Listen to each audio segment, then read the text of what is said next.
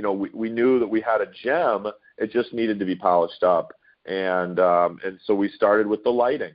You talked a lot about little things that we could do to make it better. Obviously, we have a budget, but, nobody wants to go spend $50,000 to try and market these properties if they don't have to. And so we definitely started, and of course, every time there was an expense, we offered to pay for it, but we also provided the conversation, like you said, that it was an investment into their property. I love your analogy about the car, and if you're going to sell a car and you're trying to sell a car with flat tires and beat up upholstery, you might get XYZ for it. But if you put a couple $100 in tires, couple $100 in some new polish, you might get a couple $1,000 more for it than you would have originally. So you spend a couple $100 to make a couple $1,000. It's a no-brainer. So we definitely had those conversations. We've literally got, the hot oil treatment. We're restoring the stone. We went and replaced every light bulb. We engaged Hacienda Lighting.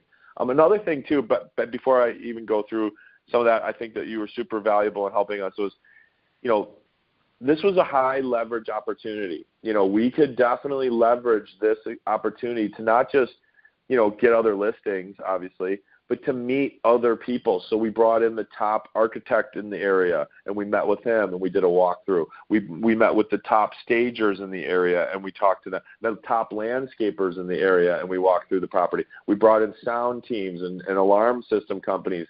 And so basically we used this property and the needs of the property to build our network and meet other high-end professionals in our industry that, maybe they wouldn't have taken our meeting, or maybe it would have been a couple months out or whatever. But the fact that we had this urgency, this factor, that we had a big house that needed help, they were there, within a couple days to meet us.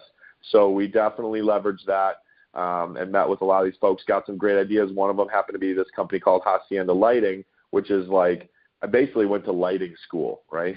I learned everything you can about different types of bulbs and color correction and spread versus beam. And so it was pretty cool, but it was worth it. And I'll just say, to the point of, we didn't even change out all the light bulbs. We just changed out a couple key. We have now, but at this time, when the client came back to meet with us again a few months later. And by the way, also, Michael, I think you touched on this earlier. We were coming into our busy season when we first met with the client. I mean, we met with them probably in January. So in Arizona, the peak of the market is basically, first weekend in February all the way through, March into April, right? Those are kind of our busiest 2-3 months.